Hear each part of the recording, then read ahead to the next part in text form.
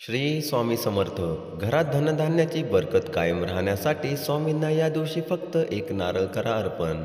प्रत्येकजण पैसे कमवण्यासाठी काही ना काही काम किंवा व्यवसाय उद्योगधंदा करत असतो.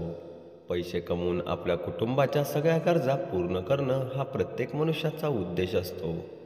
बऱ्याच लोकांना पैसे कमविताना अनेक अडचणी येतात. आपण खूप मेहनत करतो, पण मेहनतीच्या मानाने आपल्याला मोबदला मिळत नाही. मित्रांनो, याच्या मागे अनेक कारणं असतात. आपल्याला आपल्या कामाच्या मानाने मोबदला मिळत नसेल, तर त्यामागे आपल्या घरात आपण करत असलेल्या छोट्या छोट्या चुकीच्या पद्धतीचा अवलंब कारणीभूत ठरतो.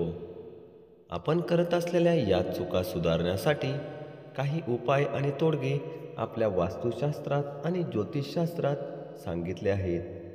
त्यातलाच एक उपाय म्हणजे नारळ. मित्रांनो, नारळाला श्रीफळ असं सुद्धा म्हटलं जातं.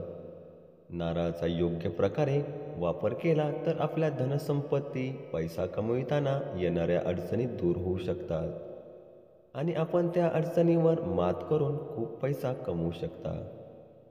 चला तर जाणून घेऊयात आपल्याला या नारळाचे नेमके काय करायचे आहे.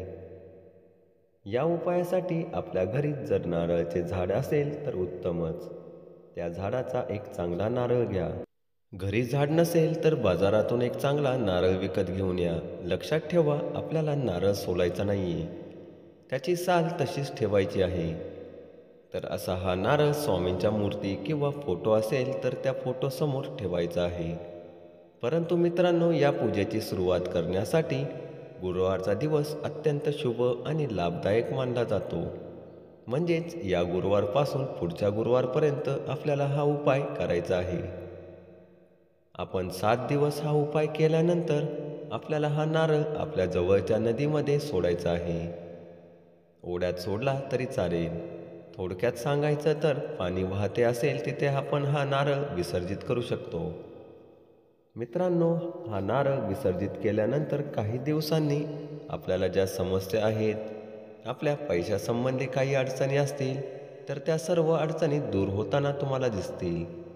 आपल्या घरामध्ये धनसंपत्ती, पैसा येऊ लागला आहे असं तुम्हाला जाणवेल. काही दिवसांनंतर तुम्हाला तुमच्या पूर्ण समस्या सुटलेल्या दिसतील. तुमच्या घरात सुख, समृद्धी, ऐश्वर्य, समाधान सर्व काही नांदू लागेल.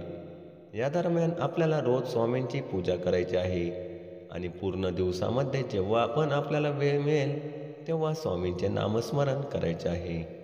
त्याचबरोबर रोज सकाळी अंघोळ केल्यानंतर आणि रात्री झोपताना आपण ओम श्री स्वामी समर्थाय नमः या मंत्राचा जप करायचा आहे. श्री स्वामी समर्थ.